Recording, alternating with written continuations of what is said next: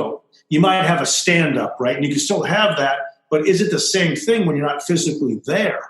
These are the things that it's kind of trial by fire. Here's the positive side of all this. Insight just bought a $40 million new piece of property here in Phoenix, actually Chandler, Arizona, and putting a new 300,000 square foot corporate facility in. And then putting tens of millions of dollars in the inside of it to go build it out in this new modern environment. What happens if everybody decides we need only half the people there during the day, or a third less? Gosh, do we need, basically $75 million in a facility? Well, makes you think about it, right? How many remote offices? Insight has 80 offices in the U.S. physically in different cities. Well, gosh, should we be turning off some of those leases? And just as a side note, it's kind of like WeWork. Reminds me of a cruise ship.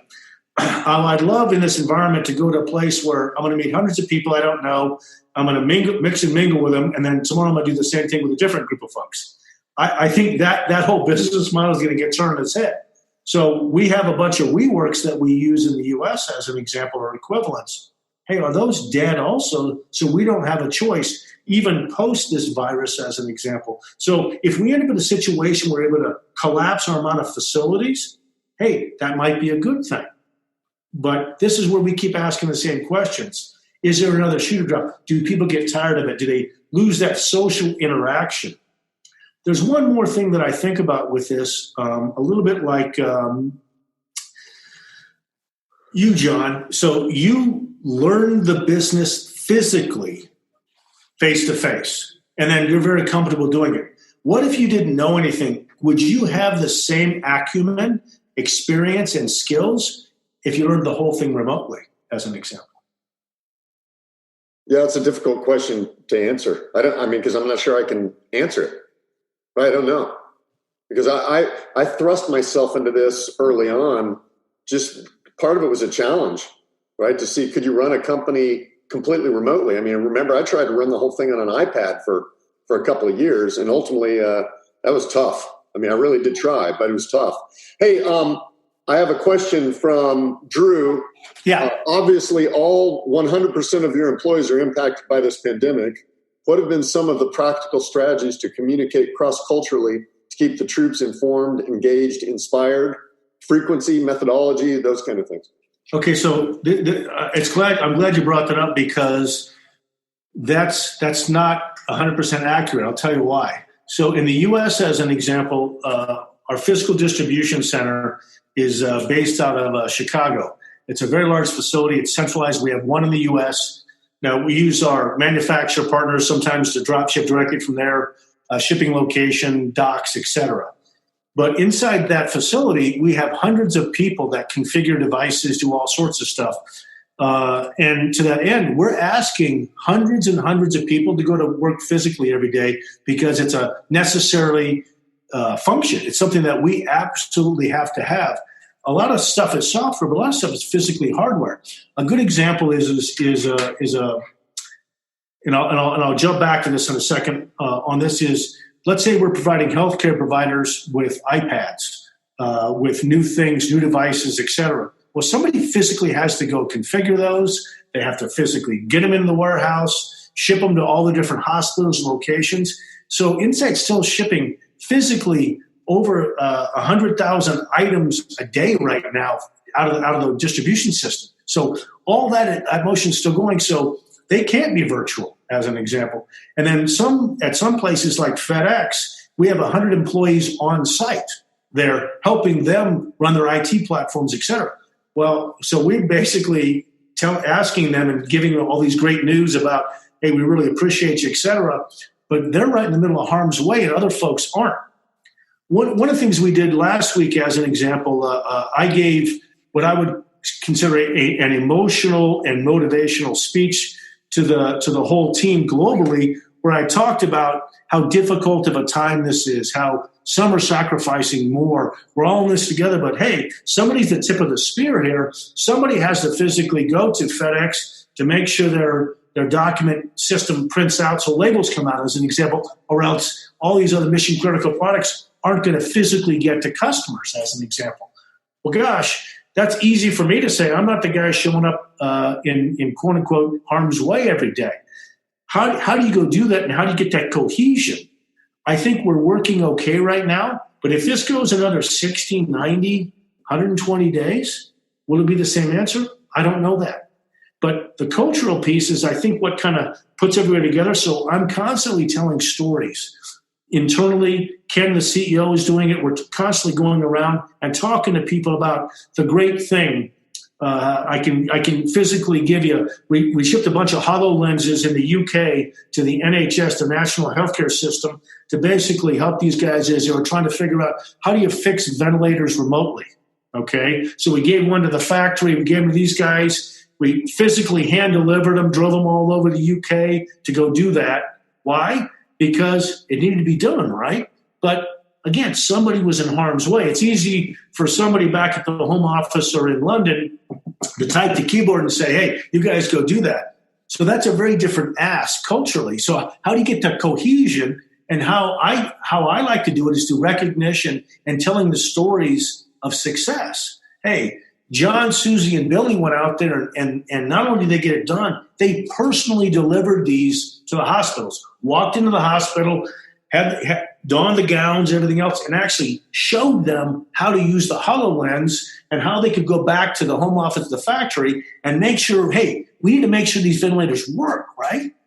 Okay, that to me is how you build the culture, right? Is show the stories of success, of sacrifice. That to me is the difference as opposed to saying, hey, nice job, Susie, thanks. That's a very different animal. So my speeches, my presentations to the team are really about these success stories. Nothing about me, nothing about the company. It's about the impact and the results of these wonderful things that these teammates have done that made the world better. Gets very philosophical, but that's what hits emotions of people, and that's what you got to do in these kind of times. Awesome. All right, so Tim, the next question is from Jason. Knowing culture is important, do you anticipate some employees will prefer to stay working from home? If so, what do you think about that request and the impact on culture? It's a little bit, it's similar to what you just answered, but I think it goes a little further.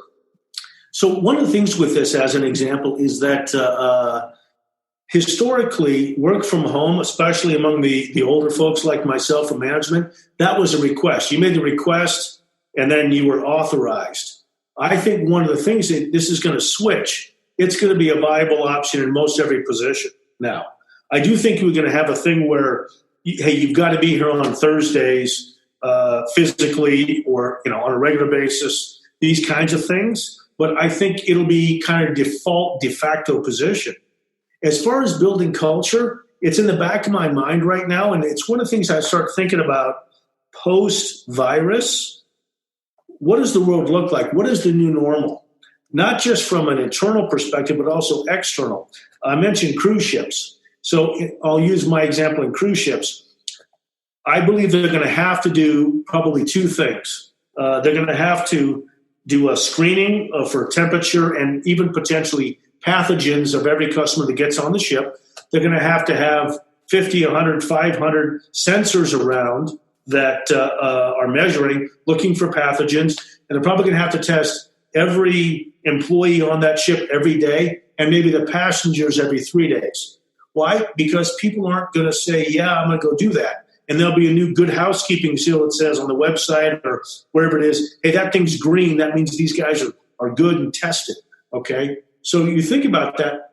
What are those other follow-on things like that? That's an easy one. You can kind of think through the customer journey. Now think through the culture building. What if you never meet that person? How do you get them to drink the Kool-Aid, so to speak? How do you get them to basically get on board with your vision, values, mission if you never actually physically see them, high-five them, handshake them, hug them, pat them on the back, whatever it might be? I don't know the answer to that, and I'm thinking about it pretty hard because I think for a lot of businesses, that's going to be the new world. And I know this gig economy appeals to a lot of people. In my opinion, you cannot build a world-class culture on gig employees. That's my opinion. I realize I can be proven wrong, But you want somebody that, as I like to say, bleeds insight as an example. You don't do that being a 1099 employee every Thursday when capacity warrants it, as an example. Yeah, I think what we found in regard to that, because we started off as 100, and we still are 100% contractor. And at first, when we were doing it, we would really take anybody that could kind of do the basics of the job from anywhere, and we felt like we could educate them on it. And then as we got more into it, we really started looking at people that, most of our clientele are U.S. based. We do have people in other countries, but mostly in the U.S. And we really wanted to find people that could speak English as their primary language. That became a necessity. And then we started finding that the type of person required to do the work we do is different. They're just different people. They don't have a lot of human interaction, obviously. It can be the same thing multiple times in the same day. And they're a little bit more machine-like in their process. And so I would say the majority of our folks are that. They don't need a lot of interaction from people to be happy. In fact, they probably wouldn't want it. And they are happy just taking on task after task after task. And they don't need the water cooler type time, where they just get up from their desk and they wander a little bit to a slow walk to the restroom, or they go get a drink, or they do something, and then they find somebody and they talk for 15 minutes. There's none of that, because nobody gets compensated for that time in our world. They only get compensated when they're performing. So I think it's a challenge that, I think you can build an organization that performs well, but it's the different people either have to adjust to that new way of working, or it's different people altogether. So that, we are going to have a talk later this week. We've invited some people from, I want to say Predictive Index, because that's the global, but they're going to come in and talk about how do you think about that when you're profiling? What's it take to be a productive person in this new world where, I have to get up every day and get myself to the office. Nobody's looking. There's no car out front that tells everybody, hey, John was here before I arrived, like it used to be in the corporate world. There are none of those kind of signals. It's all up to me. And so it's, I don't know, I'm probably just droning on that. But go back to that water cooler discussion. Yeah. So right now, as an example, I'm in an office because I'm a mission critical, according to me, in Arizona. I've got maybe a dozen people in this particular building. So we're still social distancing, but it's so much easier for me to get up, whether it's now or there was 100 people here 2 weeks ago or whatever, and go just talk to that person. Hey, go grab Susie, go grab Billy, and let's talk about this real quick, as opposed to me spending an hour crafting a very well-written email, as opposed to getting the feedback real time and having that. But I realize that Slack and all these other tools, the reality is that they don't always capture the essence of what people are talking about, especially when you're not sure. Again, you're brainstorming, you're trying to figure it out. And also, are you going to go grab somebody, IM them or whatever, and say, hey, jump on this thing real quick. You don't know what they're doing. When I can go over there and I can look and I can see physically, hey, Johnny's available. I'm going to go grab Johnny right now, as an example. Again, I'm not saying it can't get solved. That's not a motion that I'm used to and a lot of other people are used to. Yeah, so we use chat for that. And there are indicators in chat, right? Because if you're in our world, if it's green, I know you're available. So you're available to have a conversation. So we might create a contextually relevant room and grab the parties that are green and bring them in and talk about it. And we have some pretty good dialogue there. The nice thing is, if we need to, we'll take it to a Zoom meeting. Mm-hmm. And then we'll have kind of a face-to-face roundtable around something. But I get what you're saying. And I've had conversations all day long with people about this exact thing and how is it different from a world where we're used to pressing the flesh. And it is different. There are different ways of getting your indicators about what people are thinking. And in some ways, just on with Dan Cooper and Drew Hiss in the last conversation, we're talking about, can we get deeper? So they were having roundtables with people that are usually physical. And in those roundtables, they're CEOs of companies. They don't see things like guitars in the background. And recently,